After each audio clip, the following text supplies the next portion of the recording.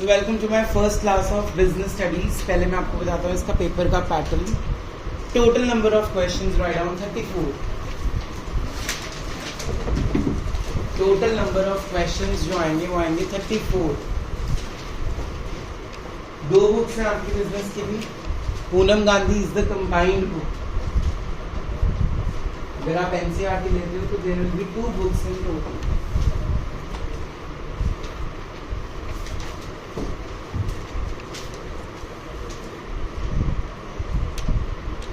लिखो जी case study 70 marks, 70 की भी 72 लिख लो।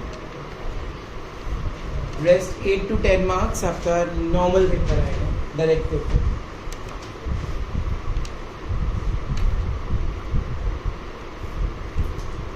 Accurate से प्रॉपरली।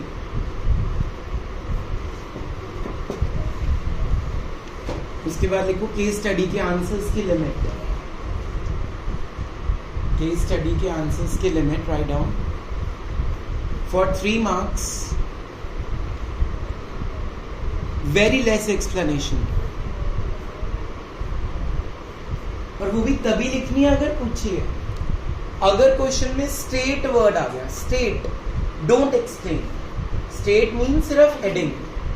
देखो state means only heading. 4 marks case study.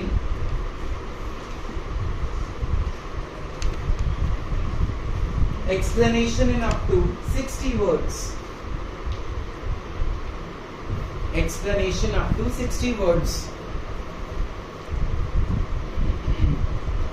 उसके बाद ना क्वेश्चन आता है कोट द लाइन्स। तुम्हें पूछते हैं कोट द लाइन्स, तो आपने कैसे करना है इसमें? जैसे मान लो शुरू हो रही है लाइन द प्लानिंग से, the planning in the organisation.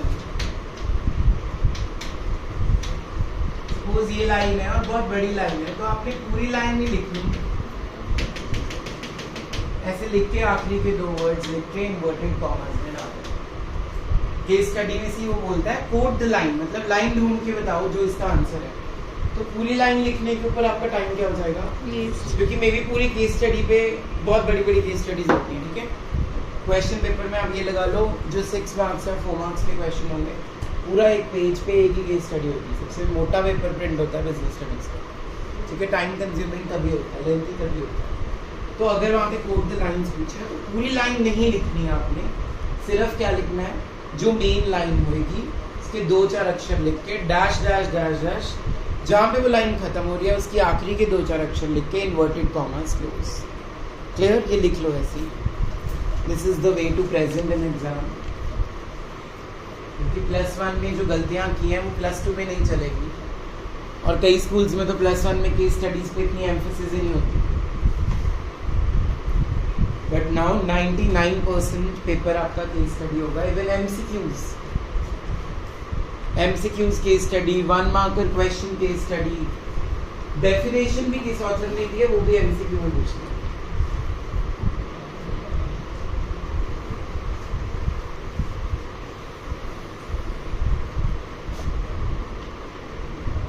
Five marks question, 3 marks, 5 marks and 6 marks.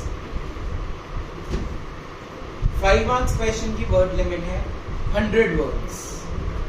If asked, अगर उसने बोला है वर्ड एक्सप्लेन तो कितने वर्ड्स? 100 वर्ड्स। मतलब अप्रोक्सीमेटली आप ये लगा लो 6 से 7 लाइंस, अगर आप टाइट लिखते हो तो, ठीक है। नेक्स्ट, डायरेक्ट क्वेश्चन कैसे अटेम्प्ट करना है? How to attempt direct question in business studies.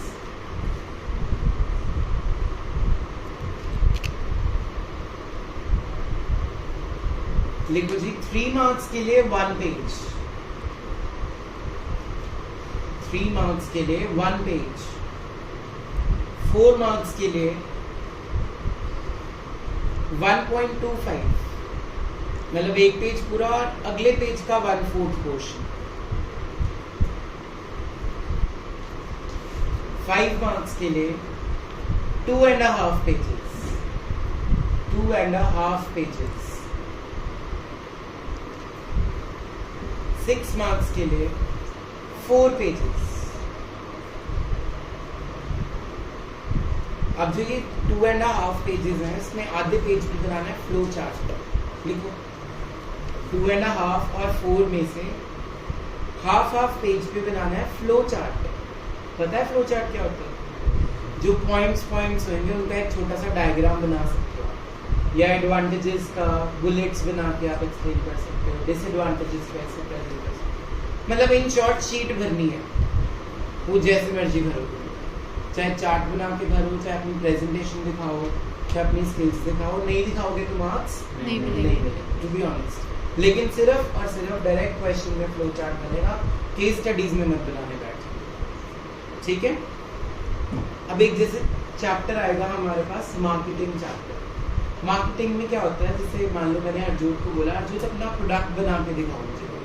तो इसने कोई चिप्स बनाए सपोज, तो उसमें इसको नाम डिसाइड करना पड़ेगा, उसका क्या क्या फ्लेवर्स में वो प्रेजेंट करना है वो डिसाइड करना पड़ेगा. तो क्वेश्चन में कई बार आ जाता है draw packaging of your product. पूरा पैकेट बनाना है ड्राइंग में 6 मार्क्स में. तो पूरा पैकेट बनाओगे, फिर उस पर जैसे आपने चिप्स के पैकेट देखे होंगे, उस पर लेबलिंग हुई होती है, इसमें इतना न्यूट्रिशन है, इतना प्रोटीन है, इतना फैट है, इतना सैचुरेटेड फैट है, keep below up to the age of 3 years of children, keep it in dry place, उसका MRP, ये सारा कुछ आपको उस पर ड्रॉ करना पड़ेगा. तो this is also one of the case study. तो ड्राइंग अच्छी होनी चाहिए बिजनेस में. ठीक है, ये आएगा एक आधा क्वेश्चन ऐसे जिसमें आपकी स्किल्स देखते हैं. क्लियर. अब बात करते हैं अपने सिलेबस की. हमारे पास हैं 2 बुक्स. अगर मैं NCERT की बात करूं या पूनम गांधी की भी बात करूं, 2 पार्ट्स में बिजनेस स्टडीज को डिवाइड किया है. Part A is management and part B is your accounting. सारी अकाउंट्स है वो. ठीक है. जो तुम अकाउंट्स +2 में प्रैक्टिकल में पढ़ोगे, वही अकाउंट्स तुम्हें बिजनेस में थ्योरी में मिलेगी, जो कि बहुत ही वर्स्ट पार्ट है. Part B. Part B is not easy. उसकी जो लैंग्वेज है वो बहुत टेक्निकल है. ठीक है. तो पार्ट B इंटरेस्टिंग ज़रूर है क्योंकि वो अकाउंट्स है बिल्कुल, लेकिन उसकी जो लैंग्वेज लिखनी है, जो केस स्टडी आती है, वो थोड़ी सी लेवल उसका क्या हो जाएगा, हायर लेवल. जो पहली बुक है उसमें 8 चैप्टर्स. कितने हैं? फर्स्ट चैप्टर का नाम है हमारी इंट्रोडक्शन टू मैनेजमेंट. सेकेंड का नाम है प्रिंसिपल्स ऑफ मैनेजमेंट. थर्ड का नाम है बिजनेस एनवायरनमेंट. उसके बाद जो मैनेजमेंट में होता है वो है planning, organising, staffing, directing and controlling. जब आप डे 1 पे आए थे तब मैंने ओरिएंटेशन में ये सब बताया था कि what is business studies of +2. ठीक है. तो ये पहले 8 चैप्टर्स तो हमारे हो जाएंगे बहुत जल्दी, with in a span of 3 to 4 months हम खत्म कर देंगे एक बुक. जो दूसरी बुक है उस पर हम टाइम लगाएंगे मेन, क्योंकि दोनों की वेटेज है 40-40 मार्क्स की, और 20 मार्क्स का आपका है प्रैक्टिकल. वो 20 मार्क्स का प्रैक्टिकल भी पार्ट B में से है. उसमें ओरल जो टीचर पूछेगी उसके 10 मार्क्स हैं, और 10 मार्क्स की आपकी फाइल है. क्लियर. जो फाइल आपने बनानी है वो अप्रॉक्सीमेटली, हर स्कूल का अलग रिवाज है, लेकिन नॉर्मल जो अच्छे स्कूल्स हैं उसमें बनता है अप्रॉक्सीमेटली 70 पेजेस की फाइल. कितने पेजेस की? 70 पेजेस की. वो प्रोजेक्ट बुक भी क्या होता है, अपना एक प्रोडक्ट चूज करो, उसको मार्केट में कैसे लेके आना है. फॉर एग्जाम्पल मैंने टूथपेस्ट चूज की. अब मेरे कॉम्पिटिटर्स कौन कौन होंगे? कोलगेट, पेप्सोडेंट, मेसो, ठीक है, और भी बहुत सारे, क्लोजअप. उनके बारे में लिखना है पहले कि मेरे कौन से कॉम्पिटिटर्स हैं. फिर मैंने अपने प्रोडक्ट का क्या नाम लिख रखा है, वो मैंने क्यों रखा है, उसका लोगो डिसाइड करना है. आप मार्केटिंग कैसे कर रहे हो, एडवर्टीजमेंट उसकी कैसे कर रहे हो, टीवी पे ऐड आ रही है, न्यूज़पेपर में आ रही है, आपने सेल्स प्रमोशन टेक्निक क्या क्या यूज़ की, आप पर्सनल सेलिंग कर रहे हो, घर घर जाके अपना प्रोडक्ट दे रहे हो, सैंपल बांट रहे हो, बाय 1 get 1 फ्री कर रहे हो, लॉटरी निकाल रहे हो, लकी ड्रॉ निकाल रहे हो. ये सारा कुछ आपने उस प्रोजेक्ट में लिखना है कि आप अपने प्रोडक्ट के ऊपर क्या कर रहे हो. ये हो गया पहला प्रोजेक्ट जो 20 नंबर का बनेगा. सेकेंड प्रोजेक्ट जो बहुत इंपॉर्टेंट है, जो चैप्टर में आज स्टार्ट करा रहा हूँ उसी पे मिलता है मैक्सिमम स्टूडेंट्स को. आज हम स्टार्ट करेंगे chapter number 2, that is principles of management. ठीक है.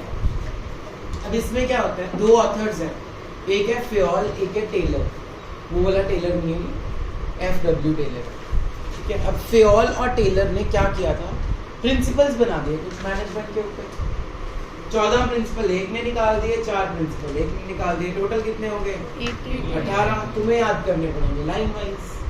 केस स्टडी जब आती है हमें लगता है ये आंसर है, होता कोई और प्रिंसिपल है। बहुत टफ नहीं है, no doubt business is not so tough, but very interesting then the +1 business studies. उससे बहुत इंटरेस्टिंग है, तुम्हें आज ही पता लग जाएगा। ठीक है, तो before I start chapter number 2 of business studies, before I start the word principles, what is management? Management का मतलब क्या होता है? मैनेजमेंट का मतलब होता है कैसे आप अपना काम औरों से निकलवा सकते। आजकल के जो मैनेजर्स हैं वो हार्ड वर्क में बिलीव नहीं करते, वो स्मार्ट वर्क में बिलीव करते। ठीक है, तो मैनेजमेंट एक प्रॉपर डिग्री है, मैनेजमेंट एक प्रॉपर सब्जेक्ट है जिसकी नॉलेज होनी चाहिए कॉमर्स वालों को। जिन लोगों ने आफ्टर +2 बाहर जाना है और उनको अकाउंट से डर लगता है, वो बिजनेस स्टडीज में अपनी लाइफ बना सकते हैं अगर वो ये वाला सब्जेक्ट अच्छे से पढ़ लें। ये 12 चैप्टर्स अगर तुम खा लोगे, तुम्हारी बाहर की लाइफ बहुत ज़्यादा शानदार जाने वाली है आने वाले टाइम में। अगर आपने अकाउंट्स का कोर्स बाहर नहीं करना तो आप इस बेसिस पे जा सकते हो। ठीक है, वेरी इंटरेस्टिंग टॉपिक्स एंड जो प्रैक्टिकल लाइफ में होते हैं वही है सब चीज़। चले अब आगे। Management means getting things done by others या फ्रॉम अदर्स। रात को ही मम्मा क्या बोलते हैं, कल क्या खाना है ब्रेकफास्ट में? What she is doing? She started planning for it. इसने बोला मम्मा काले चने बना दो, रात को ही चने भिगो देंगे। होता है ऐसा घर में? तो मैनेजमेंट सिर्फ ऑफिस में होती है, आपकी डेली लाइफ में भी होती है, हमारे घर में भी होती है, हॉस्पिटल्स में भी होती है। Management is everywhere, management is universal. Management is universal means universe के किसी भी कॉर्नर में मैनेजमेंट है। हम किसी पेशेंट को हॉस्पिटल लेके गए और वहां पे डॉक्टर कहता है ये तो पुलिस केस है, I can't even give my first aid. In the meanwhile उसकी डेथ हो गई वहीं पे। हम क्या बोलते हैं कि उस हॉस्पिटल की क्या नहीं अच्छी? मैनेजमेंट नहीं अच्छी। हम स्कूल गए, अकाउंट्स वाले टीचर भी उसी लेक्चर लेने आ गए उसी टाइम, इकोनॉमिक्स वाले भी आ गए, बिजनेस वाले भी आ गए। अब वो तीनों लड़ रहे हैं, पहले मैं पढ़ाऊंगी। क्या नहीं है वहां पे? मैनेजमेंट। सो क्या मैनेजमेंट सिर्फ स्कूल में है? नहीं। क्या मैनेजमेंट सिर्फ घर में है? नहीं। क्या मैनेजमेंट सिर्फ दिन में है? नहीं। मैनेजमेंट रात को भी है, 24/7 है। और जो लोग अपनी लाइफ को मैनेज नहीं करेंगे उनके कभी भी ऑब्जेक्टिव्स और एम्स कभी भी अचीव। तो मैनेजमेंट जो होती है वो किसी ऑब्जेक्टिव के लिए होती है। मैंने ऑर्गेनाइजेशन खोली आज, ठीक है, मेरा ऑब्जेक्टिव है मैंने प्रॉफिट कमाना है, प्रॉफिट मैक्सिमाइजेशन है मेरा, तो उसके अकॉर्डिंगली मैं अपनी मैनेजमेंट रखूँ। यस और नो? मम्मा को है कि मैंने सुबह ऑफिस जाना है, मैं रात को ही पलक से पूछ लूँ क्या खाएगी, ताकि सुबह इन द मीनवाइल मेरे को ज़्यादा काम ना करना पड़े। स्कूल में तुम्हें बचपन में सिखाया गया रात को ही अपना बैग क्या कर लो, तो क्या सिखा रहे हैं तुम्हें? मैनेजमेंट। तो management is not one time, it is continuous, रोज होता है, हर बार होगा। एक प्रोसेस खत्म हुआ, दूसरा शुरू। समर ने प्लानिंग की इस बार मेरा बर्थडे ऐसा होगा, बर्थडे हो गया खत्म, रात को बैठ के सोच रही है ये चीज रह गई, कोई ना अगले बर्थडे पे कर लूंगी। उसी टाइम अगले बर्थडे की प्लानिंग माइंड में क्या कर दी, स्ट्राइक शुरू। समझ आ रहा है? तो मैनेजमेंट कभी भी खत्म नहीं होती, it will be going on, it is a continuous process. अब बात करते हैं, हमने तनिष्क का बर्थडे मनाना है, सपोज सरप्राइज देना है उसको। तनिष्क के बर्थडे पे मैंने आदित्य को बोला तू जगह डिसाइड कर, मुझे लगता है वो घूमता रहता है आदित्य, वो जगह अच्छी डिसाइड करके बताएगा। मैंने हर्षलीन को बोला तू मेन्यू डिसाइड कर ले, मुझे लगता है उसका टेस्ट बड़ा अच्छा है खाने पीने के मामले में, वो मेन्यू डिसाइड कर लेगी। करणर्ष को बोला तू डेकोरेशन कर लेना। अगर मैं एक ही काम सारे काम सिर्फ और सिर्फ आदित्य को ही दे दूं, क्या वो बहुत अच्छे से कर पाएगा? That means what? Management is a group activity. Every person is not specialized in every subject, है ना? Similarly, every person is not specialized in everything. अगर ऐसा होता तो मैं स्टैट्स में पढ़ा सकता था पिछले साल, बट मैंने नहीं पढ़ाई। That is also the part of management. समझ आ रहा है? Maths is not my subject, that is why I don't teach. This is what a part of management. Radhika ma'am को ट्यूशन में क्यों रखा है? बिकॉज मेरे से सब कुछ अकेले मैनेज नहीं हो रहा. ज्योति मैम क्यों आते हैं इंग्लिश पढ़ाने? क्योंकि मैं अकेला इंग्लिश नहीं पढ़ा सकता.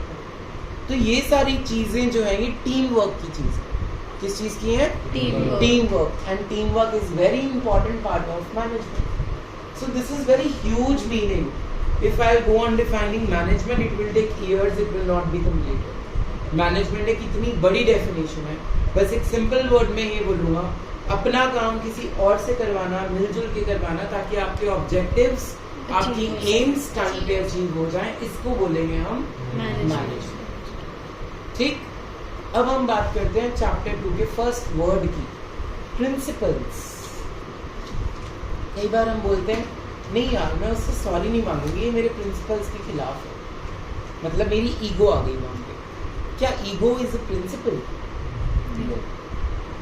Then what is principle? Principle means a code of conduct, a rule, a regulation, ethics, moral values, जो हमें बचपन से सिखाई जाती हैं, वो होते हैं प्रिंसिपल्स. मैं किसी के साथ गलत नहीं कर सकता, ये मेरा प्रिंसिपल है. That is positive in nature. Principles can never be negative. Principles कभी भी negative नहीं. Self respect is a principle, but ego is not a principle. समझ में आया? सॉरी मांग रहे हो आप, ये प्रिंसिपल है. सॉरी नहीं मांग रहे हो, ये प्रिंसिपल नहीं. Got it? तो प्रिंसिपल्स ऑफ व्हाट? मैनेजमेंट. अभी मैंने बताया मैनेजमेंट क्या है. मैनेजमेंट अपना काम औरों से करवाना है. मैनेजमेंट एक ग्रुप एक्टिविटी है. मैनेजमेंट कभी खत्म नहीं होता, ये कॉन्टिन्यूस प्रोसेस है. और इसका मेन मोटिव क्या है? ताकि हम अपने ऑब्जेक्टिव्स और एम्स को टाइम पे अचीव कर सकें. क्लियर? कॉपीज अगर आप नहीं लाए हो तो पेन पेजेस खोल लेना साथ में, जो इंपॉर्टेंट होगा मेक यू राइट. हेडिंग डाल लो principles of management, chapter number 2.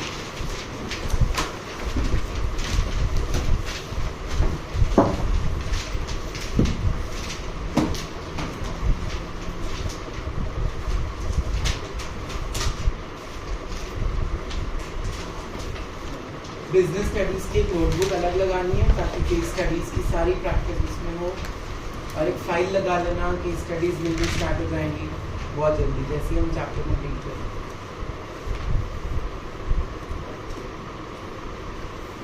Piyush, principal क्या है? ट्रूथ होता है. Truth. Sun rises from the east is a principle. नहीं है ये principle. But this is truth. You can't change it. It is a principle. Sun rises from the east and sets into the west. It is truth.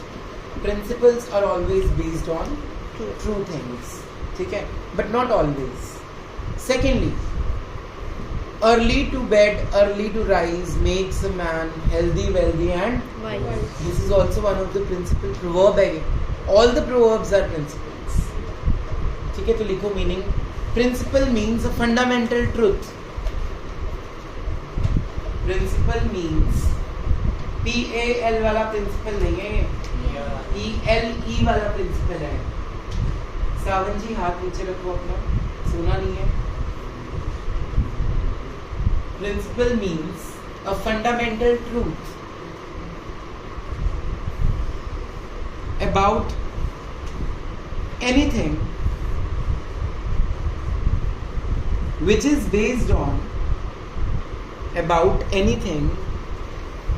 based on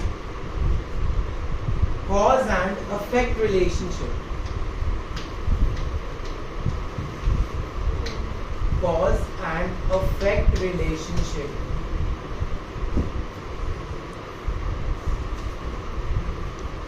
Cause and effect का latest example देखो. GST आया, क्यों आया? ताकि बाकी taxes हट सके, ये कॉज था. गवर्नमेंट्स की इनकम नहीं हो रही थी, ये कॉज था. उसका इफेक्ट क्या पड़ा? अभी तक किसी को समझ में नहीं आया. जीएसटी चलाना कैसे, बिजनेसमैन को भी नहीं आया. ये उसका इफेक्ट पड़ा. सिमिलरली डीमोनेटाइजेशन, नोटबंदी बंद क्यों करी गई थी? ताकि ब्लैक मनी बाहर आए। ब्लैक मनी एक कॉज था, उसका इफेक्ट क्या हुआ? पूरी तरह से बाहर नहीं आया। कोविड-19 हुआ, क्यों हुआ? Because of bats, because of the virus. ठीक है, ये कॉज था। उसका इफेक्ट क्या हुआ? सब इकोनॉमीज के जीडीपीज क्या हो गए? डाउन। इसको बोलते हैं cause and effect relationship. Clear? चलो जी, अगर बुक्स हैं तो खोल लो साथ में। पहले हम करेंगे टॉपिक नंबर 1, फ्योल के प्रिंसिपल्स। न्यू बुक्स में पेज नंबर है 69, आप बाकी अपनी बुक्स में खुद देखो। फ्योल प्रिंसिपल, बेटा किसी वैसे आ गए इसमें जाके चुप हो।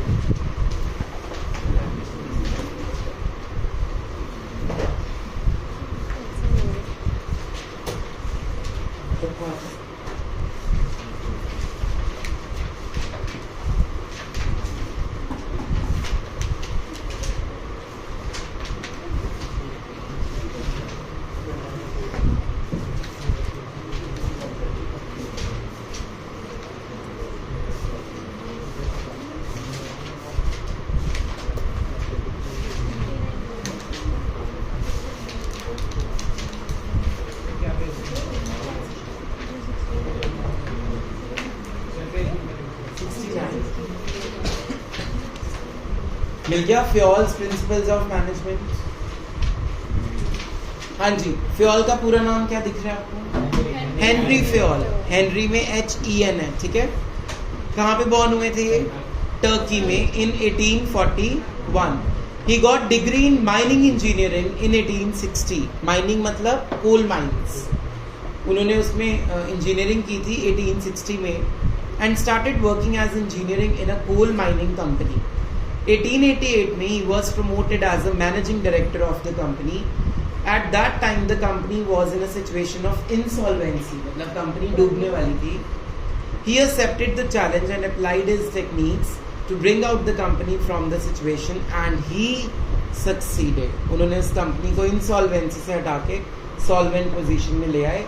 When he retired after 30 years, the company was a leading coal steel company with strong financial background.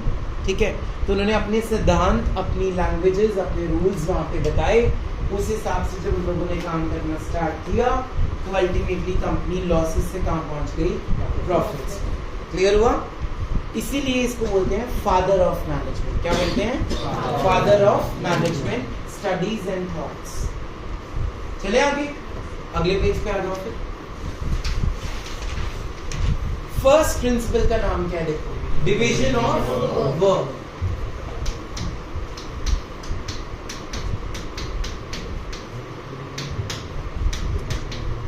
इसका क्या मतलब है? ये काम है सपोज आपका,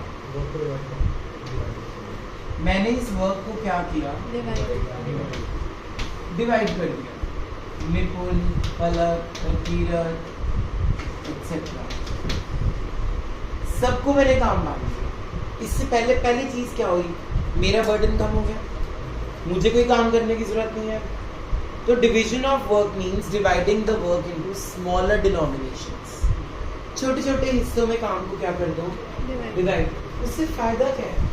आप ओवरबर्डन नहीं रहोगे.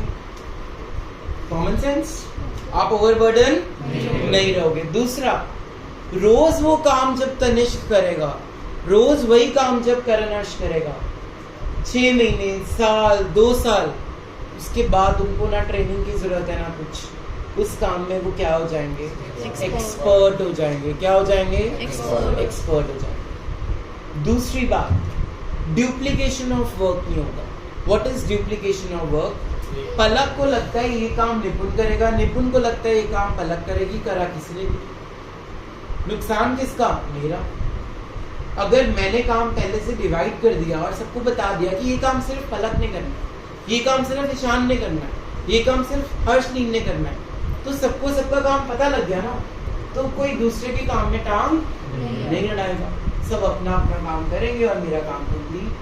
मेरा जो मेन ऑब्जेक्टिव है वो क्या हो जाएगा? अचीव. इसको बोलते हैं डिवीजन ऑफ वर्क. अब बैंक्स में चले जाओ. तुम जैसे तुमने देखा होगा वहां पे एक दिन वो कैशियर बना होगा, अगले दिन वो इंक्वायरी पे होगा, अगले दिन वो एफडीज वाले कॉलम में बैठा होगा, अगले दिन कहीं और होगा, अगले दिन वो लोन वाले में होगा। इसको बोलते हैं जॉब रोटेशन। क्या बोलते हैं? Job rotation. उनको सारे काम सिखा दिए। जैसे एक दिन की बजाय अगर मैं बोल दूं 1 महीना हटजोत आप कैशियर का काम करो, फिर 1 महीना आप लोन का काम करो। जब 1 महीना हटजोत कैशियर का काम कर रही है वहां बैठ के, वो एक्सपर्ट होगी उसमें, फिर अगले महीने वो नया काम सीखेगी, फिर अगले महीने वो नया काम सीखेगी। इससे क्या फायदा है? सारा काम भी सीख लिया और कोई गलती भी नहीं होगी आगे चल के।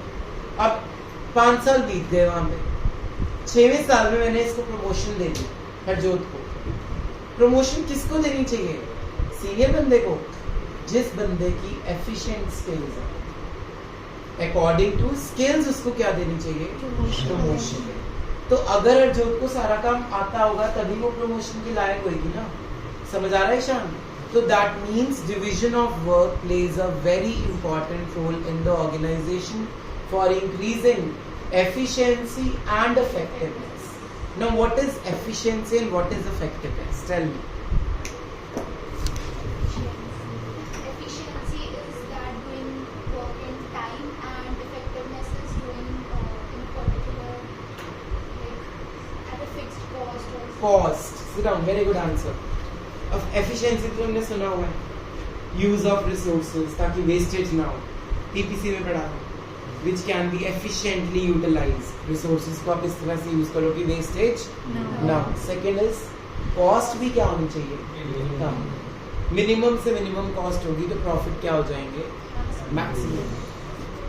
तो this is known as division of work. कि काम को छोटे छोटे पार्ट्स में क्या कर दो? डिवाइड। अगर मान लो तुम मेरा अकाउंट्स डिपार्टमेंट हो, तो मैंने सेहा को बोला सेहा तूने 1 साल जर्नल बना देगा, समर तूने 1 साल सिर्फ लेजर बनाने हैं, सावन तूने 1 साल सिर्फ कैश बुक बनानी है। साल बाद तुम इनसे कोई भी क्वेश्चन पूछोगे फटाफट आंसर मिलेगा, क्योंकि वो कर करके क्या हो चुके हैं उसमें एक्सपर्ट। उनसे कोई गलती हो ही नहीं रही है। एफिशिएंसी के साथ साथ उनमें क्या आ चुकी होगी? इफेक्टिवनेस। तो ये फायदा है डिवीजन ऑफ वर्क का। लेकिन अगर डिवीजन ऑफ वर्क नहीं करते हम, तब क्या नुकसान है? पहली चीज, किसी को पता ही नहीं होगा काम क्या करना है। दूसरी चीज, जो काम तनिष्क ने किया वही में भी पलक ने भी कर दिया, क्योंकि उन दोनों को आपस में पता ही नहीं था कि ये काम पलक का है, ये काम तनिष्क का है। समझ आ रहा है? तो अगर आप डिवीजन ऑफ वर्क को फॉलो नहीं करते तो डुप्लीकेशन ऑफ वर्क हो सकता है। दूसरा, इफेक्टिवनेस नहीं आएगी। तीसरा, एफिशिएंसी नहीं आएगी। चौथा, आप डुप्लीकेशन ऑफ वर्क करते जाओगे, बार बार वही काम रिपीट करते जा रहे हो, जिसके कारण आपका ऑब्जेक्टिव टाइम पे अचीव नहीं होगा। तनिष्क के बर्थडे पे आदित्य भी डेकोरेशन कर रहा है, किरत भी डेकोरेशन कर रहा है, करण अर्श भी, किसी को याद ही नहीं केक भी लाना है। तो that is what is missing in that division of work is missing. पहला प्रिंसिपल क्लियर? सेकंड पढ़ो। सेकंड की हेडिंग है अथॉरिटी एंड रिस्पांसिबिलिटी। देखो बड़ा ये इंपॉर्टेंट प्रिंसिपल है ये। अथॉरिटी और रिस्पांसिबिलिटी इक्वल होनी चाहिए। क्या होनी चाहिए? इक्वल।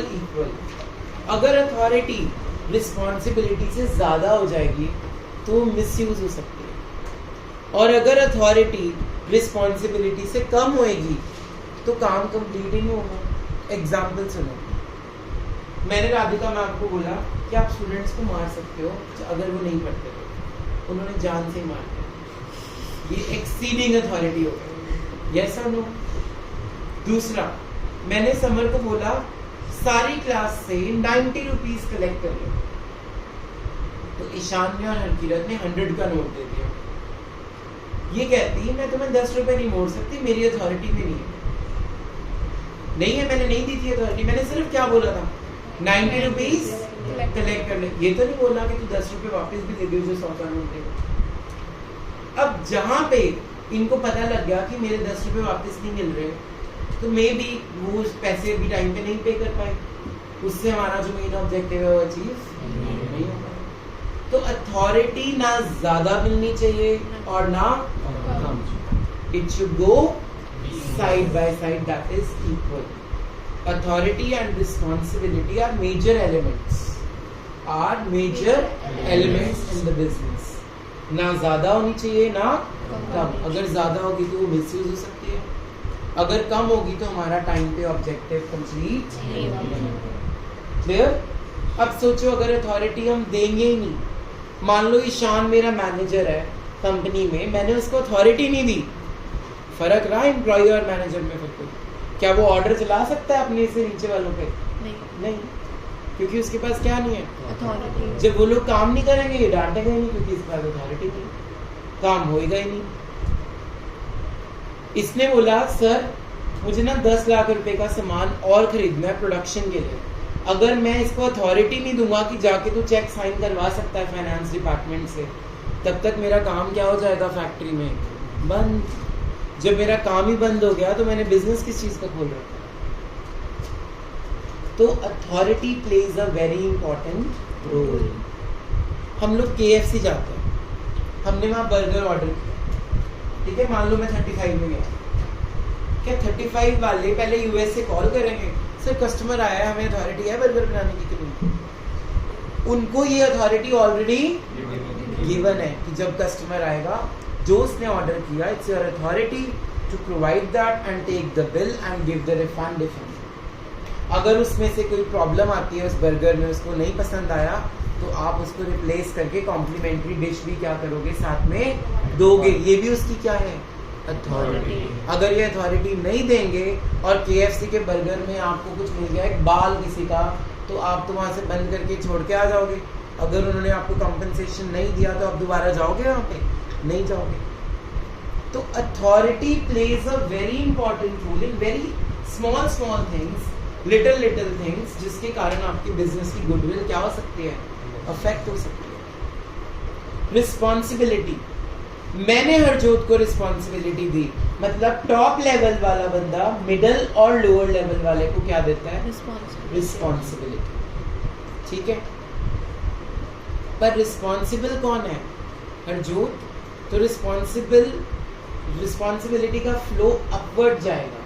मैं किससे आंसर, मैं किसको क्वेश्चन करूंगा सिर्फ अगर काम नहीं होगा, हरजोत।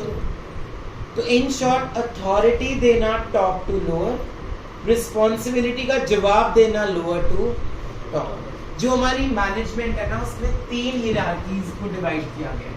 ये ट्रायंगल में हियरार्की बोलते हैं। This is top level, this is middle level and this is operational या फिर लोअर लेवल। चैप्टर 1 भी साथ साथ ही हो रहा है। टॉप लेवल में कौन होते हैं, board of director, CEOs, MDs, ठीक है। और उसके बाद जितने मैनेजर्स आ गए वो सारे आ जाएंगे मिडिल लेवल। मिडिल लेवल जो है वो लिंक होता है किसका, टॉप का और लोअर का। और लोअर लेवल वाले में कौन आ जाएंगे, सारे के सारे वर्कर्स, स्टाफ, ये सब कुछ, ठीक है। जो तुम्हारे स्कूल में टीचर तुम्हें पढ़ा रहा है वो किस लेवल पे है, लोअर लेवल। कैसे, टॉप लेवल पे तो हो गया डीन, प्रिंसिपल, मिडिल लेवल पे हो गए तुम्हारे जो विंग इंचार्जेस होते हैं, कोऑर्डिनेटर्स हो गए, और जो तुम्हारी क्लास टीचर्स हैं वो कहाँ पे आ गए, लोअर लेवल। और जो तुम्हारे स्कूल में स्वीपर्स हैं वो भी कहाँ पे आ गए, लोअर लेवल। समझ में आया? तो this is how the hierarchy is being made. तो जो अथॉरिटी है, क्या वो नीचे वाला ऊपर को देगा कि आप मेरी मैनेजर हो आज से? कौन दे रहा है अथॉरिटी, टॉप वाला किसको दे रहा है, या मिडिल को या लोअर। लेकिन रिस्पॉन्सिबिलिटी कहाँ से जाएगी, नीचे से ऊपर जाएगी, क्योंकि रिस्पॉन्सिबिलिटी दे दी थी अथॉरिटी के साथ। अब रिस्पॉन्सिबल कौन है, वो आंसरेबल कौन है, वो बंदा है जिसको रिस्पॉन्सिबिलिटी मिली थी। एक एग्जांपल देता हूँ तुम्हें। मैंने साहिब को बोला मुझे 1 महीने बाद 100 LCDs बना के दो। कितने, 100। इसने, ये मैनेजर है, ओके सर बन जाएंगे। साहिब ने आगे जो इसके नीचे वाले लोग हैं, हर्षलीन, मानवी और रोशनी, इन तीनों को काम पे लगा दिया कि मुझे महीने के बाद या हफ्ते के बाद जब भी मैंने मांगे मुझे 100 LCDs चाहिए। रोशनी हो गई बीमार, उसने ली 10 दिन की छुट्टी। अब जब आई LCDs काउंट करने की बारी, तो मैंने बोला हाँ जी साहिब ये तो 90 बने हैं, 100 चाहिए थे मेरे को। तो साहिब मुझे ये नहीं बोल सकता वो बीमार थी, क्योंकि रिस्पॉन्सिबल और आंसरेबल कौन है मुझे, साहिब। वो उसकी ड्यूटी बनती थी, अगर वो छुट्टी पे है तो उसकी जगह पे कोई नया एम्प्लॉय वो हायर करे और उसको वहाँ पे रखे 10 दिन के लिए और मेरा काम कंप्लीट करके मुझे दे। अब वो ये काम कब कर सकता है? जब उसके पास ये क्या होगी, अथॉरिटी, की वो उसकी जगह पे करण अर्श को बोलेगा कि तू अभी 10 दिन के लिए उस डिपार्टमेंट से मेरे डिपार्टमेंट में क्या हो जा, शिफ्ट। अगर मैं अथॉरिटी दूंगा ही नहीं तो मेरा काम हो गई। This is principle number 2। पहला क्या था? Division of work. काम को छोटे छोटे पार्ट्स में क्या कर दो, डिवाइड कर दो। सेकेंड पॉइंट क्या था? Authority and responsibility. ये हमेशा इक्वल चलनी चाहिए, ना ज्यादा अथॉरिटी दो ना कम। थर्ड प्रिंसिपल जो तुमने बिल्कुल नहीं होता, that is discipline. Third principal का नाम क्या है? Discipline. Management is a discipline, या हमारी ऑर्गेनाइजेशन में एक डिसिप्लिन नाम की चीज होनी चाहिए। घर में पेरेंट्स भी बोलते हैं समटाइम्स कि डिसिप्लिन में रहो, ठीक है, ज्यादा हुआ नहीं करनी, बोलते हैं ना समाज। सिमिलरली स्कूल्स में भी तुम अगर टीचर क्लास में आ जाएगा तुम एकदम शांत हो जाओगे, जब वो बाहर जाएगा तुम इनडिसिप्लिन हो जाओगे। ऐसे ही ऑर्गेनाइजेशन में एक डेकोरम मेंटेन करके रखना। अब तुम ऑफिस जा रहे हो और वहां पे तुम च्युइंगम खा रहे हो, it doesn't look nice. Where is your discipline? तुम कैफेटेरिया में खा रहे हो अपने पूरे कलीग्स के साथ बैठ के और मुंह खोल के सेवा पूरा बर्गर खा रहे हो, दिस इज नॉट डिसिप्लिन। अब मैं तुम्हें बताता हूँ डिसिप्लिन का एग्जाम्पल, रियल लाइफ एग्जाम्पल, ध्यान से सुनना। इन्फोसिस एक कंपनी है, सुना हुआ? Yes, sir. वहां पे एक इंटरव्यू हुआ, वहां पे एक बंदा सिलेक्ट हो गया, ठीक है। जब वो सिलेक्ट हुआ तो उसका डिसिप्लिन चेक करने के लिए उसको बोला रात को आज ऑफिस पार्टी आप आ जाना। 4 बंदे सिलेक्ट किए थे, उन्होंने रखना एक को था। ये टेस्ट था उनका। तो व्हाट हैपेंड, उनको वाइन दे दी। पहले 3 को तो वाइन का ग्लास पकड़ना नहीं आया, तो क्या वो सिलेक्ट होगा? नहीं। हम सोच रहे हैं wine is a very bad thing, नहीं पीनी चाहिए, लेकिन ऑफिशियल काम के लिए कॉर्पोरेट वर्ल्ड में आपको एटलीस्ट एक्टिंग करनी तो आनी चाहिए। मत पियो, पकड़ तो लो ग्लास। नहीं नहीं मैं नहीं पीता। दिस डजंट वर्क देयर करणर्श, ठीक है। तो ये चीजें हमारी पर्सनालिटी टेस्ट होते हैं। क्या होते हैं? Personality. तो ये हम पढ़ेंगे स्टाफिंग चैप्टर जब हम पहुंचेंगे उसमें, ठीक है। तो इन चीजों से ये भी एक डिसिप्लिन का पार्ट है। How to walk, how to talk, how to react. How to react से याद आया, एक और मैं आपको इंटरव्यू समझाता हूँ। पहले से पहले एक और एग्जाम्पल लेते हैं। मनीष आप खड़े हो जाओ, आपसे क्वेश्चन पूछिए। सपोज आप इंटरव्यू देने आए हो, ठीक है, खुश हो गया। सपोज आप इंटरव्यू देने आए हो और मेरे सामने एक वेटर खड़ा है। मैंने इसको बोला waiter bring a coffee. Question समझ आ रहा है? सिचुएशन समझ आ रही है? वहां पे मैं इंटरव्यू लेने वाला हूँ और आप इंटरव्यू देने आए हो। मैंने बोला वेटर को ब्रिंग अ कॉफी, आपके सामने कॉफी रख दी। अब मेरा क्वेश्चन आपसे ये है, व्हाट इज बिफोर यू? आप क्या आंसर दो? मेरा क्वेश्चन है आपके सामने क्या है? कॉफी बोलोगे आप। Sit down. तनिष्क आप क्या आंसर दोगे इस time? Sit down, sit down. Question दोबारा सुनो। तो इंटरव्यू देने आया, मैं इंटरव्यू ले रहा हूँ। मैंने वहां पे वेटर को बोला वेटर 1 कप कॉफी ला दो। उसने कॉफी ला के रख दी। अब मैंने आपसे जब क्वेश्चन पूछा, मेरा क्वेश्चन था व्हाट इज बिफोर यू? आपके सामने क्या है? आप क्या आंसर दोगे? सर बोलोगे आप। Sit down. आपका आंसर क्या होगा? Sir. Anyone else? Any other answer? Myself in 5 years. Myself in 5 years. Good. हाँ जी, बॉस। कुछ और? शिवानी? नो? सेवा? मैंने तो बोला ही नहीं आपके लिए, कहते थैंक यू। सामने पड़ी है कॉफी तो मैंने तो अपने लिए भी मंगाई हो सकती है। How dare you? फायर्ड। अच्छा, जब ये रियल लाइफ सिचुएशन है, this happened in Wipro company. कहाँ पे हुआ था? विप्रो कंपनी में। तो जो कैंडिडेट ने आंसर दिया था, जो सिलेक्ट हुआ था, उसने आंसर दिया था टी। मैंने बोला bring a coffee, what is before you? The answer is T. अभी कैसे है देखो ध्यान से। What is before you? You से पहले क्या आता है? Presence of mind. क्या हुआ ये? Presence of mind. हजारों कैंडिडेट्स रिजेक्ट हुए, सिर्फ एक लड़की सिलेक्ट हुई थी, उसका नाम था मुझे नाम नहीं याद एग्जैक्टली। तो this is presence of time, this happens in interview. तुम लोग डिग्रीज पढ़ रहे हो, कितनी कितनी, तुमसे ये पूछेंगे ये भी नहीं। तो ये होता है, दिस इज स्मार्ट वर्क, ठीक। ओके, नेक्स्ट क्वेश्चन, एक और सिचुएशन लेते हैं। चलो, ये क्वेश्चन पूछा गया था अगेन इन्फोसिस में, लेकिन एक अनमैरिड गर्ल से, बॉय से नहीं पूछ सकते question. Question was, if one day you find in the morning you are pregnant, what will you do. अब एक अनमैरिड गर्ल सामने बैठी है, कहीं तो औखी होगी, ये क्या पूछ रहे हो? मैं तो भी ज्वाइन भी नहीं किया। So this is not done. The girl who was selected, Tanish, be quiet.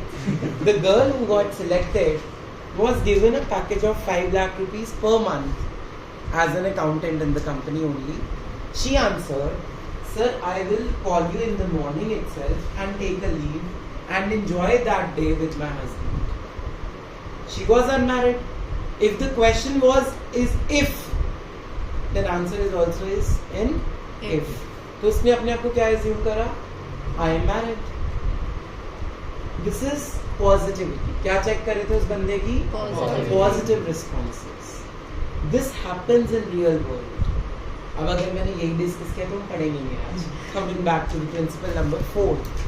Check करो, फोर्थ का नाम क्या है? Unity of command. कमांड का मतलब क्या होता है? कमांड बेसिकली मीन्स ऑर्डर देना, ऑर्डर चलाना, ठीक है।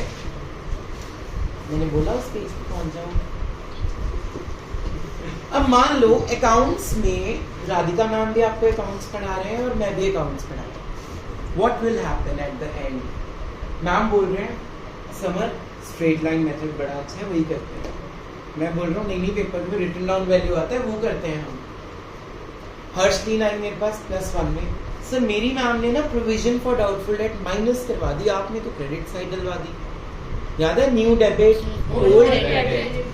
अब यहाँ पे जब उसके 2 बॉस हो गए, वो क्या हो गई बेचारी? कंफ्यूज कि मैं उसकी बात मानूं या उसकी बात मानूं। तो 1 बॉस होना चाहिए। अगर एक से ज्यादा बॉसेस हुए तो हम काम नहीं कर पाएंगे, हम क्या हो जाएंगे? कंफ्यूज हो जाएंगे कि कौन सा बॉस क्या बोल रहा है। इसका एग्जांपल लेते हैं। हरजोत ने बोला, Harjot is a manager purchase department. कौन सा डिपार्टमेंट है? हर्षलीन इज इन सेल्स डिपार्टमेंट, वो भी मैनेजर है। मैं फाइनेंस डिपार्टमेंट हूँ, मेरे पास हरजोत आई 10 लाख रुपए चाहिए मुझे, मैंने ना अगले महीने न्यू इंपोर्ट करना है परचेज, ताकि हमारी सेल्स बढ़ जाए, ठीक है। 10 लाख रुपए और चाहिए प्रोडक्शन करने के लिए। हरजोत मेरे पास आके चली गई, क्या के चली गई। अगले दिन आती है हर्षलीन, सर हमारी डोमेस्टिक सेल्स ना बहुत कम हो गई है, अभी ना हम कुछ नया ट्राई करेंगे, आप नई प्रोडक्शन मत करवा। मैं फंस गया। एक बॉस क्या कह के गया मुझे, 10 लाख चाहिए, हमें तो प्रोडक्शन करनी है। दूसरा बॉस क्या कहता, प्रोडक्शन अभी नहीं करनी, सेल ही नहीं हो रहा, हम कुछ नया प्रोडक्ट ट्राई करेंगे। अब मैं किसकी बात मानूं? इन दोनों में लड़ाई हो सकती है, यस और नो? इसको बोलते हैं ईगो क्लैशेस। क्या बोलते हैं? Ego clashes. तब होगा अगर आपका एक बॉस नहीं होगा, कितने बॉसेस होंगे? 2 बॉसेस। मैंने तो सब इसको बोल दिया अश्विन को, आप हरजोत मैम से बात कर लो, मेरे को तो बॉर्डर लगता है उनसे। मैं नहीं उनको मना कर सकता, उन्होंने तो मुझे ये बोला है। हर्षलीन कहती मैं देख दिया हूँ। यहाँ पे हमने क्या जनरेट करा दी, उनमें लड़ाई करवा दी हमने उनकी। सो अगर यूनिटी ऑफ कमांड होता, एक ही बॉस होगा, तो ऐसी लड़ाइयाँ नहीं। ठीक, पहले ये 4 प्रिंसिपल्स बुक से रीड करेंगे। Open your books. Better than +1, division of work number 1 पढ़ूं? One of you is going to explain it to me. अगर किसी के पास 2 बुक्स हैं, एक इधर दे दो भाई।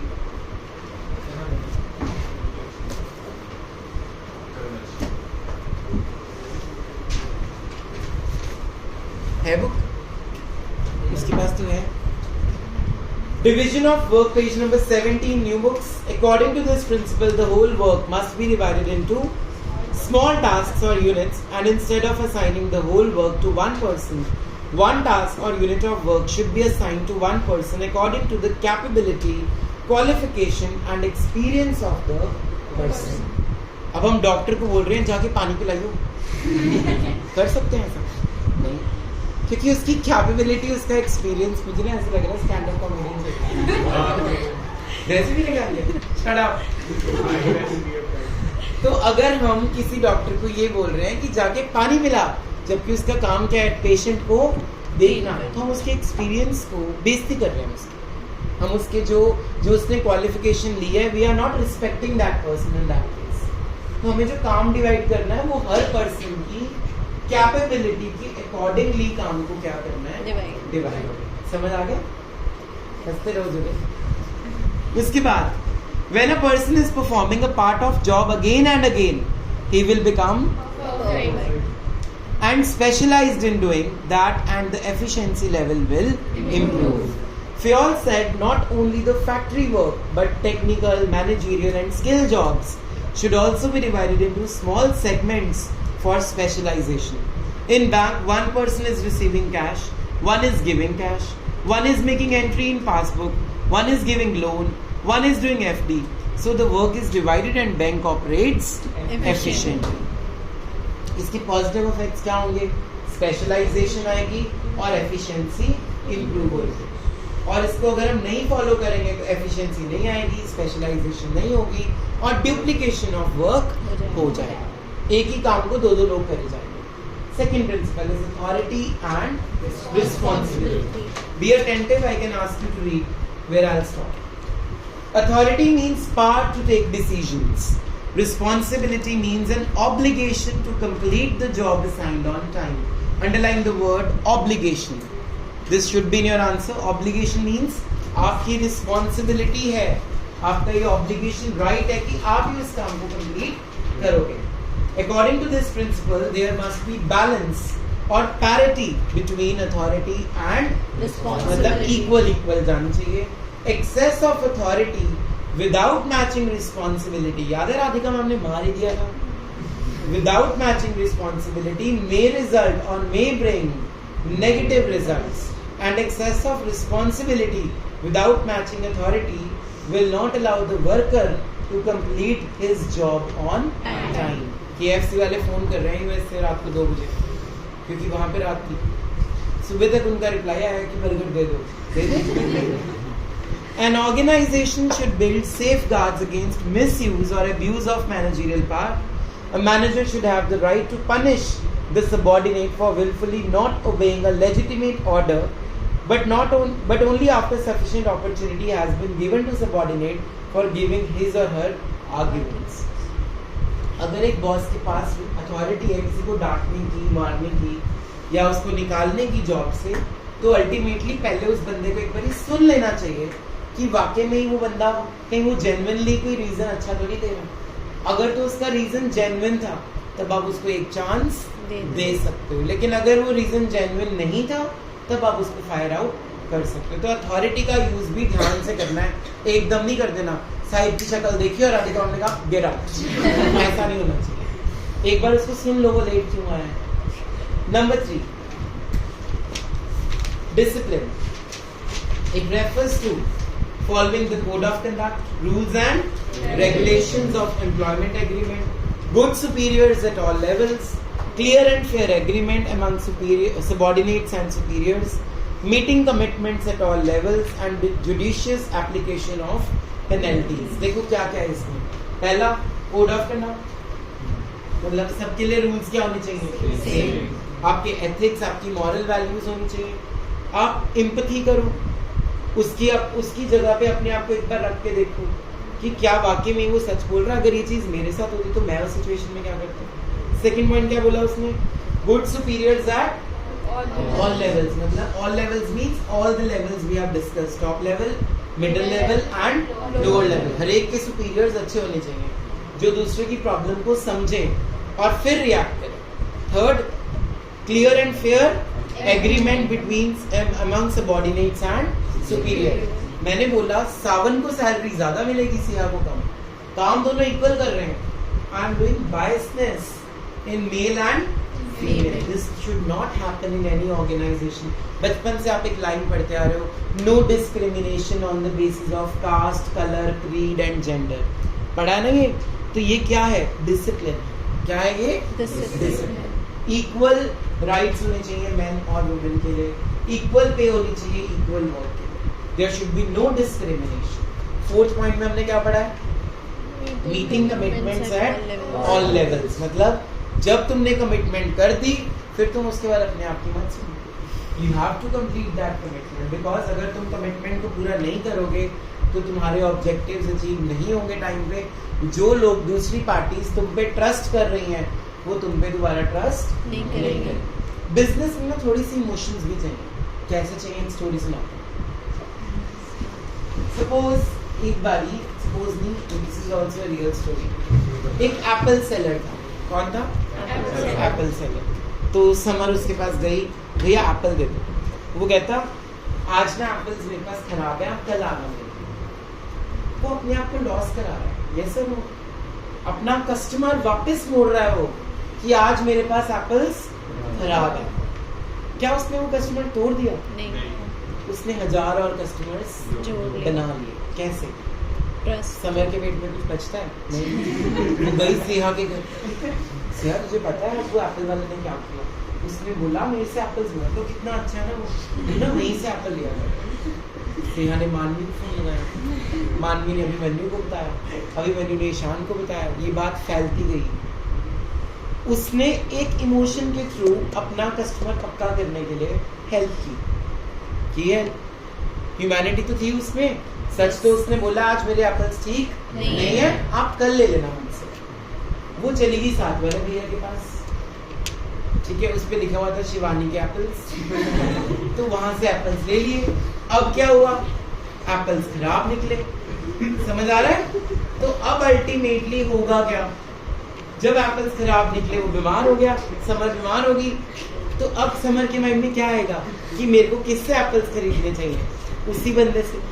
तो ऐसे आप उस दिन पैसे तो नहीं कमा रहे, लेकिन आप विशेस कमा रहे हो, लोगों की विशेस कमा रहे हो, पॉजिटिविटी कमा रहे हो. समझ आया एग्जाम्पल? अब आ जाते हैं नंबर प्रिंसिपल नंबर 4 पे, that is unity of command. क्या मतलब था इसका? बॉस सिर्फ एक ही होना चाहिए.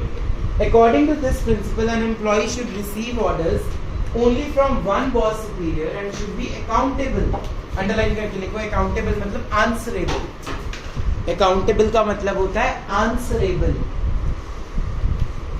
जिसकी भी बुक है आपके पास लिख दो चुपचाप. Accountable means answerable to one superior only, because if he is receiving orders from more than one boss, underline, he will get confused and will not be able to understand that whose orders must be executed first. अब मैं हर्षदीन को पैसे ना दूं या हरजोत दीदी को पैसे दे दूं, यहाँ पे कंफ्यूजन किसको हो जाएगी? मुझे, क्योंकि मेरे 2 बॉसेस थे. तो यहाँ पे 2 बॉस होने का ये नुकसान था. अगर ये प्रिंसिपल को हम फॉलो नहीं करते तो इसके देखो, चेक करो क्या क्या है. Number 1 violation, confusion. Number 2 subordinate will get chance to escape from his responsibilities. मुझे पता है हरजोत ने अगले दिन पैसे लेने आना, मैं छुट्टी पे. Third, ego clashes. हर्षलीन और हरजोत में मैंने क्या करा दी थी? लड़ाई. Fourth, difficulty in maintaining discipline in the. लड़ाई करा दी तो एक और प्रिंसिपल उठ गया, डिसिप्लिन. समझ आ गया? तो अभी तक हमने ये 4 प्रिंसिपल्स ही पढ़े थे. Come to 5th number of principle. Principle number 5 कहता है यूनिटी ऑफ डायरेक्शन. डायरेक्शन क्या होता है? कैसे क्या करना है? कभी तुमने कोई मूवीज देखी हैं जिसमें हम बोलते हैं डायलॉग, यहाँ डायरेक्शन अच्छी नहीं थी, अपनी कमेंट्री शुरू कर दी. Direction was not good. जो दिखाया है मूवी बहुत अच्छी थी, एंड बहुत बेकार है. तो मिले ही नहीं आपस में. हमारे इंडियंस की मेंटालिटी हीरो हीरोइन जिंदा ही रहे, है ना? वो मर गए. और अगर किस्मत जैसी मूवी देख लें वो मर जाते हैं, यार वो मर गया. डायरेक्शन ही नहीं अच्छी दिखाई. तो direction basically means lights, camera and action. Action means direction. जब तक डायरेक्टर फिल्म में एक्शन वर्ड नहीं बोलता, हीरो हीरोइन अपने डायलॉग्स बोलना स्टार्ट नहीं करेंगे. तो डायरेक्शन किसको देनी है आपने? जो आपने नए एम्प्लॉइज रखे, उनको एक ही डायरेक्शन में लेके जाना है। क्यों लेके जाना है, इसका रीजन क्या है? Many people come in your organisation. कुछ लोग पैसे के लिए आए हैं, उनके पास पैसे नहीं है। कुछ लोग सिर्फ काम सीखने आए हैं, उनके पास पैसे हैं बट उन्होंने जॉब करनी है क्योंकि उन्होंने कुछ बन के दिखाना है अपने घर वालों को, होता है ना ऐसा। थर्ड रीजन क्या हो सकता है? चलो वेले बैठे हैं, कॉल सेंटर ज्वाइन कर लेते हैं। करणश तो ऐसा भी हो सकता है। तनिष्क वैसे आइडिया तूने दिया था, ठीक है, कॉल सेंटर। एनी हाउ, तो हर बंदे का बैकग्राउंड अलग अलग होता है, लेकिन हमने उनको डायरेक्शन देके एक ही साइड करना है। एक साइड करने का रीजन क्या है? ताकि वो हमारे लिए काम करे, हमारा ऑब्जेक्टिव अचीव करने के लिए वो लोग आए हैं। समझ आ रहा है? People come from different background, some is coming for earning income, some is getting exposure, some is learning work, some is doing time pass। लेकिन हमने चारों लोगों को मिलके एक ही डायरेक्शन देनी है, एक ही लाइट देनी है, ताकि हम अपने ऑब्जेक्टिव्स टाइम पे अचीव कर सकें। इसमें और भी कुछ है, let's read out from the book first. According to this principle, one unit means one plan, that the efforts of all the members and employees must be directed towards one direction, that is achievement of the common goal।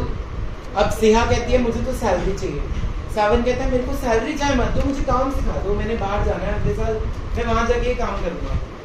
दोनों के objective तो अलग हैं। अब मैं अगर दोनों के हिसाब से चलूंगा, मेरे ऑब्जेक्टिव कौन मिलेगा? तो दोनों का मेरा मोटिव यहाँ पे क्या रहेगा कि मैं दोनों को क्या बोलूँ, चुपचाप मेरा काम करूँ। समझ आया? तो उनको डायरेक्शन प्रोवाइड करनी है ताकि मैं अपने काम टाइम पे करूं, ताकि मेरा गोल, मेरा ऑब्जेक्टिव कंप्लीट। अब अगर मेरा गोल अगर कंप्लीट हो गया तो इनके गोल्स भी अपने आप कंप्लीट हो जाएंगे। ये मेरा काम करेंगे तो मैं इनको सैलरी दूंगा, वो मेरा काम करेगा तभी वो काम सीखेगा। जो टाइम पास करने आया था उसका टाइम पास तभी होगा अगर वो काम करेगा। हो गया ना सबका ऑब्जेक्टिव। अब जैसे कोविड-19 आया था तो कई कंपनीज ने सैलरीज देना क्या कर दिया था, तो तुम अगर उस टाइम पे जॉब छोड़ देते तो तुम्हें सैलरी जो पुरानी थी वो भी नहीं मिलनी थी। कुछ टाइम के लिए अपने ऑब्जेक्टिव को साइड कर देना चाहिए और ऑर्गेनाइजेशन के ऑब्जेक्टिव पे ध्यान देना चाहिए। जब ऑर्गेनाइजेशन चलने लग गई दोबारा से, जितनी पुरानी सैलरीज लोगों की रुकी हुई थी वो सारी सैलरीज उनको मिल गई। नुकसान किसका हुआ? जो लोग छोड़ के चले गए। तो अगर आप अपने इंडिविजुअल ऑब्जेक्टिव्स को ऊपर रखोगे तो आप कभी भी लाइफ में सक्सेसफुल नहीं हो सकते। आप टीम वर्क का सोचो, ऑर्गेनाइजेशन का सोचो। हम मैच खेल रहे हैं, क्रिकेट चल रहा है, अगर हम टीम के लिए खेल रहे हैं तो अगर लग रहा है कि आज मेरा मूड नहीं है तो मैं आउट हो जाऊं, अगले को तो पारी दूं एटलीस्ट। लेकिन नहीं, मैं लगा हूं एक ही बॉल पे एक रन बनाने के लिए, तो उससे मेरी पूरी टीम का ऑब्जेक्टिव क्या हो जाएगा? समझ आ रहा है? तो direction is very important for achievement of objective और goal. Clear? Number 6, subordination of individual interest to, ये इसी में से निकला, यही समझाया मैंने कि अपने इंडिविजुअल इंटरेस्ट को छोड़ दो कुछ टाइम के लिए, जनरल इंटरेस्ट के बारे में सोचो, टीम वर्क करो, जो सबके लिए इंपॉर्टेंट है वो सोचो, सिर्फ अपने लिए मत सोचो उस time. Let's read out, one of you is going to explain this.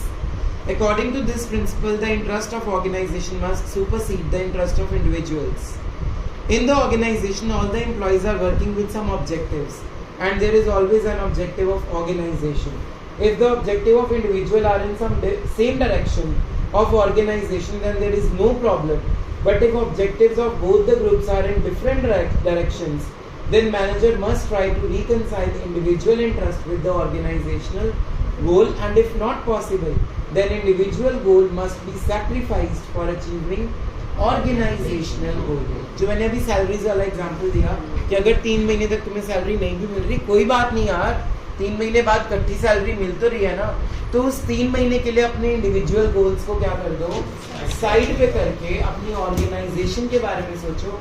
अगर ऑर्गेनाइजेशन ही नहीं रहेगी तो सैलरी मिलेगी नहीं, तो थिंक अबाउट इट। ऑर्गेनाइजेशन के बारे में सोचोगे तो तुम्हारी सैलरी भी तुम्हें टाइम पे मिल जाएगी।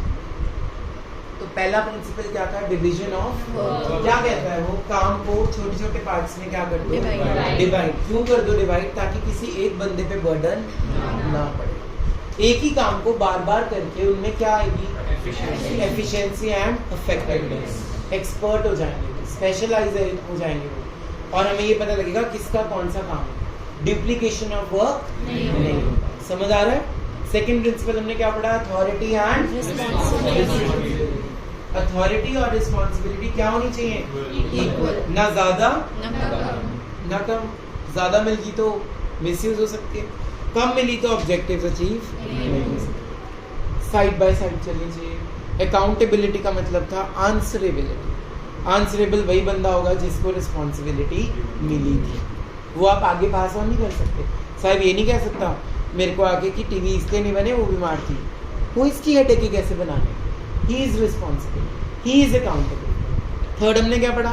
डिसिप्लिन। डिसिप्लिन सबके अंदर होना चाहिए। ऐसा नहीं है कि मैनेजर खुद बोल रहा है कि स्मोक नहीं करना है इस एरिया में, और खुद स्मोक कर रहा है। ठीक है, तो डिसिप्लिन सबके लिए है, हर लेवल के लिए, हर एम्प्लॉय के लिए, हर बोर्ड ऑफ डायरेक्टर के लिए, हर सीईओ के लिए, हर लोअर लेवल के लिए डिसिप्लिन शुड बी देयर, ताकि moral values, rules and regulations ना टूटे, और जो हमारे सिद्धांत हैं हम उनको फॉलो करते हैं। फोर्थ, यूनिटी ऑफ, एक ही बॉस होना चाहिए। अगर एक से ज्यादा बॉस होगा तो तुम लोगों को क्या हो जाएगी? कंफ्यूजन्स, और उन बॉसेस में क्या हो जाएगी?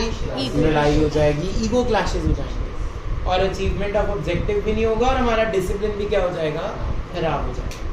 फिर फिफ्थ, यूनिटी ऑफ डायरेक्शन। सब लोगों को एक ही दिशा में भेजना है, ताकि हमारी ऑर्गेनाइजेशन के गोल्स क्या हो सके?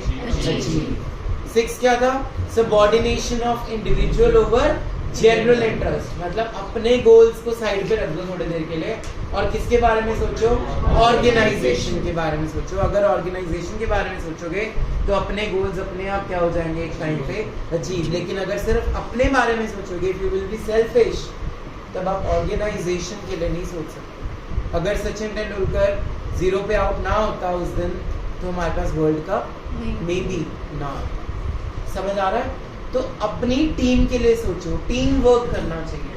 अपने इंडिविजुअल गोल्स तो बाद में भी आपके अचीव हो जाएंगे। क्लियर? नंबर 7 पे आ जाइए। ओवरराइड पे number 7 is remuneration of persons. हाँ जी, रेम्यूनरेशन मतलब सैलरी देना। अब मैं अगर ईशान, अगर मेरा फेवरेट स्टूडेंट है, मैं उसको बोलूँ तुझे स्टूडेंट ऑफ द ईयर बना देता हूँ, मानवी तो चल छोड़, ऐसी है क्या बनाना। This is what? Discrimination. Student वो भी है, स्टूडेंट वो भी है, जो डिजर्विंग होगा सिर्फ उसको ही प्राइज मिलना चाहिए। तो जो काम अच्छा कर रहा है उसकी प्रमोशन होनी चाहिए, ऐसा नो? जो काम अच्छा लेके आ रहा है मेरे बिजनेस के लिए, उसकी सैलरी में बढ़ाना चाहिए कि नहीं? या सबकी सैलरी बढ़ाते रहो? नो। जो काम कर रहा है सिर्फ उसको बोनस दो, उसको कमीशन दो। लेकिन रेम्यूनरेशन, जब आप बिजनेस शुरू कर रहे हो, किसी बंदे को रख रहे हो, तो डिस्क्रिमिनेशन नहीं करना। अगर वर्क इक्वल है, अगर बर्डन इक्वल है, तो मानवी की सैलरी और ईशान की सैलरी, दोनों की सैलरी क्या होनी चाहिए? Same, because their work is equal, their responsibility is equal. Clear? Let's read out from the book, and one of you is going to explain wherever I'll say. According to this principle, employees in the organization must be paid fairly and adequately to give them maximum satisfaction. Employees should be paid fair wages and salaries, which would give at least a reasonable standard of living. मतलब उनको इतनी salaries दो कि वो अपनी daily life में किसी के आगे हाथ ना फैलाएं। At the same time, it should be within the paying capacity of the company. जितनी आपकी कैपेसिटी है उतना ही पे करो। The fair wages are determined according to financial capacity of the concern. तुम्हारे पास पैसे नहीं है लेकिन तुम वादा कर रहे हो 5 लाख ले लियो पर मंथ, पैसे कहाँ से आएंगे? Number 2, by keeping in mind the minimum wage act of the government. एक गवर्नमेंट ने एक मिनिमम वेज एक्ट बनाया हुआ है कि इतने से कम वेजेस नहीं होनी चाहिए। तुम लोगों को पता होगा हमारे मोहल्ले में एक चौक है, मदनपुरा चौक, पता है? सुबह जाना, वहाँ पे क्या होता है? लेबर। अब लेबर से तुमने काम कराना है, तुम वहाँ गाड़ी रोकोगे, सारे तुम्हारे पास ऐसे आ जाएंगे हनीबी की तरह कि बस तुम्हें अभी डंक मारने वाले हैं। तो तुमने उनको बोला वाइट वॉश कराना है, वाइट वॉश वाले 15 बंदे खड़ गए तुम्हारे आसपास, तुम बोलोगे हाँ जी कितने पैसे, वो कहेंगे दिहाड़ी 700 चल रही है जी। मतलब एक दिन का रेट, बेसिक वेज क्या चल रहा है, अगर तुम बोलोगे 600 देंगे, नो वन विल वर्क, क्योंकि उनको पता है मिनिमम क्या रेट चल रहा है गवर्नमेंट का, तो वो 700 से कम काम नहीं करेंगे। तो मिनिमम वेज एक्ट जो कहता है उतनी वेजेस आप एक वर्कर को जरूर दो, उससे कम मत दो, नहीं तो वो तुम्हारी जॉब को छोड़ के कहीं और चले जाएंगे, उससे भी तुम्हारा लॉस है। पूछो कैसे? नंबर 1, जब वो आए तुमने इंटरव्यू लिया, तुम्हारा टाइम वेस्ट हुआ। नंबर 2, तुमने उनको ट्रेनिंग दी, उस ट्रेनिंग पे खर्चा हुआ होगा। नंबर 3, वो कितने महीने काम करके सैलरी तो ले गया। नंबर 4, वो चला गया, तुम्हें दोबारा से नया वर्कर चाहिए, दोबारा से खर्चे के लिए तैयार हो, इंटरव्यू, ट्रेनिंग, फिर से उसको सैलरी देनी है। तो बेटर क्या है भाई, अपने एक एम्प्लॉय को अच्छी सैलरी दे दो, वो छोड़ के नहीं जाएगा। उसको जॉब सिक्योरिटी दे दो कि हम तेरे को अगले 5 साल तक जॉब से नहीं निकालेंगे, बस तू काम अच्छा कर, तेरी सैलरी भी बढ़ाते रहेंगे। तो वो क्या फील करेगा? मोटिवेटेड, कि मेरे को ना जॉब से निकालेंगे, मेरी प्रमोशन भी करेंगे, मेरे को स्टेक भी अच्छा देंगे अपनी कंपनी में, मुझे प्रॉफिट्स भी देंगे, तो why will he go? And if you will not go, he will be loyal towards you. अगर वो यहाँ से चला गया कहीं और, तुम्हारे सीक्रेट्स जाके तुम्हारे कॉम्पिटिटर्स को बता सकता है ना, वो तो ऐसे करते हैं अपने एम्प्लॉइज के साथ, वो तो ये काम कर रहे हैं वहाँ। सो this is not good for your companies goodwill. तो अपने एम्प्लॉइज को हमेशा रेम्यूनरेशन क्या देनी चाहिए? अच्छी देनी चाहिए, जो गवर्नमेंट ने फिक्स की है उससे हमेशा ऊपर ही दो, उससे नीचे कभी भी मत दो, ताकि वो डीमोटिवेट होकर तुम्हारी कंपनी छोड़ के ना जाए। Number 3, the wages and salaries paid by the competitors. तुम्हारे कॉम्पिटिटर्स कितनी वेजेस दे रहे हैं, वो भी आपने ध्यान में रखना। Will continue tomorrow.